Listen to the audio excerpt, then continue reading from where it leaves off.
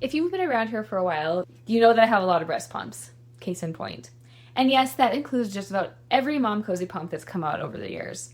One thing I like about Momcozy is that they keep trying to make pumping more comfortable, more realistic for daily life, and more supportive for real moms. So I'm really pumped, pun definitely intended, to hear about Momcozy's upcoming Wellness One warm massage wearable pump. Because from what I'm hearing, it combines features that moms love about their past pumps while adding some new features that people have been begging for. In full disclosure, I don't have a physical pump yet because it's only in pre-sale stage right now. They begin shipping on December 31st. Everything I'm sharing today is based on the product descriptions, design concepts, and feature visuals that have been released so far. With that said, I know that moms turn to YouTube for pump reviews, so if you're in that stage of which wearable should I get, I want you to be able to make an informed decision on if you might want to wait for this one or not to be released. But as someone who works with pumping families every single day and who has personally tested a wide range of wearables, more on that coming soon, I want to talk through why this design caught my attention, what problems it seems to be aiming to solve, and why those ideas matter. And just to get this out of the way, this pump retails at $329.99, which is pricey. So I think you should carefully consider if these features are worth that price tag for you. And before I jump in, the Momcozy Air 1 is the most similar pump that they have to this right now, so I'll be referencing that throughout this video. I was really excited to hear that this pump integrates warmth. When I'm working with a mom who's having trouble pumping, I'm almost always going to recommend adding warmth to her pumping routine. There aren't many wearables that incorporate this currently, and I love that this pump will have this feature. Heat can be used in a variety of ways with pumping, but I love having it as part of the pump itself to cut out any extra steps, like heating up a warming pad or jumping in the shower really quick before you pump, because we know that's not super convenient. The initial trials of this feature showed that moms had a faster letdown, so we'll see if that ends up being true. But that's great news because I often find that letdowns are more slow with wearables, so anything that's going to increase the speed and efficiency of a pumping session is a win in my mind. The temperature can be set between 99 degrees and 106 degrees Fahrenheit, so you can personalize your settings based on comfort and what works best with your body. The warming zone that is on the pump is designed to completely envelope the breast for even warming. I do think this is pretty cool because even with more traditional warming options like a hot pad, you may not hit all parts of the breast, and this will do that. The warmth isn't a standalone feature in this pump though. It's paired with massage. Massage is shown to improve milk output and your ability to empty your breasts. And when you combine it with heat, it's often a dynamic duo. In my work, I see so many moms assume that if pumping isn't working well, they just need to turn that suction up higher. But more suction often doesn't equal more milk removal. Sometimes it just leads to more discomfort or stress. Massage and stimulation help the body respond more naturally to a pump. A pump that leans into that instead of intensity from the suction feels like a great direction, especially for moms that don't feel like they respond well to traditional pumps or even other wearable pumps. With the W1, the massage feature incorporates circular motions and gentle back and forth movement to help improve comfort, milk flow, and encourage better emptying, which can be a problem with wearable. Even with these added features, the W1 still has the convenience of a wearable pump that's not overly bulky. Sometimes when you have a lot of extra features, it adds to the bulk of the pump. While this doesn't appear to be the thinnest pump on the market, it's about 2.8 centimeters compared to the Air 1, which is about 2.1 in the thickness, and is 325 grams per side. The Air 1 in comparison is 260 grams.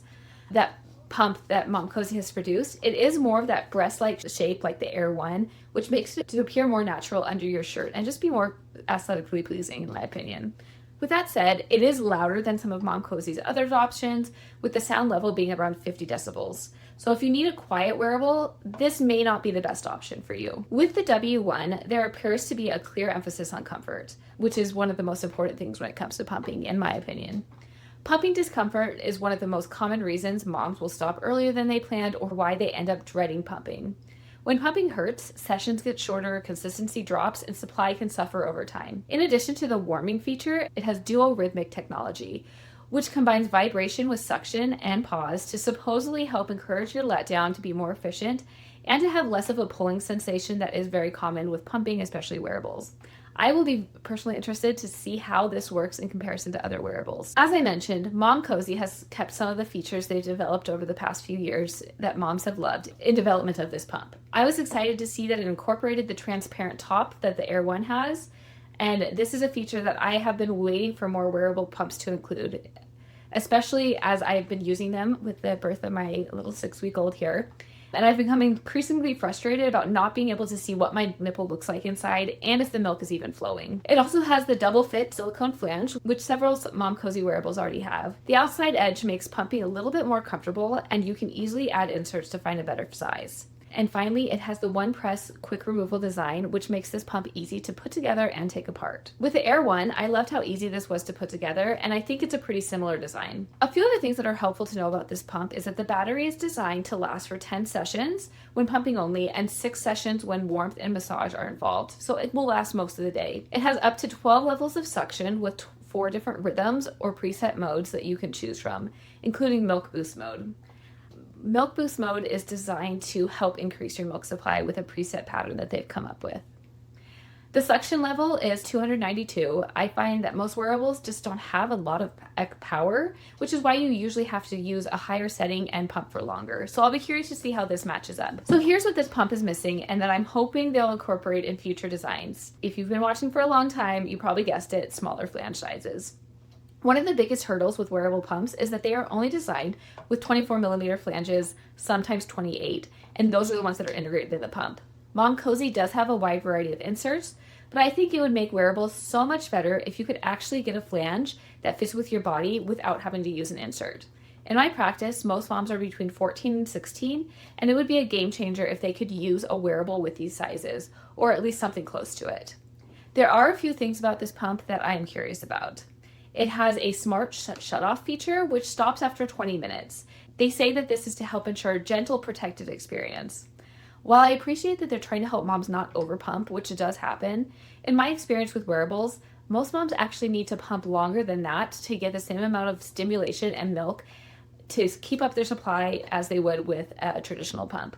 I can see this being annoying for people who are pumping for longer, or that it could have an accidental negative impact on supply. I'm not always a huge fan of preset settings, but with wearables, sometimes it can be difficult to know when to change the settings. So I'll be curious to try out some of their preset settings to see how they go. As someone who has used and evaluated many Momcozy pumps over time, I'm excited to see this pump with some of the features it has. It seems like they've tried to address pain points, and this design feels like another step in that direction, especially for moms who rely on pumping. Once again, I haven't tested the pump yet, and while it sounds good, real-world performance is honestly what it comes down to. Once the Wellness One officially launches and I can use it myself, I'll be back with a full hands-on review where I'll share how it actually feels to use, how it performs across sessions and in comparison to other wearables, including some of the other Momcozy pumps, and whether it lives up to the ideas behind the design. I'm excited to test this one out and see how it works for me. And if you want to catch that full review when it drops, make sure you're subscribed. In the meantime, you can check out the link to this one to get on the early bird list and to learn more about the pump. I'll see you in the next video.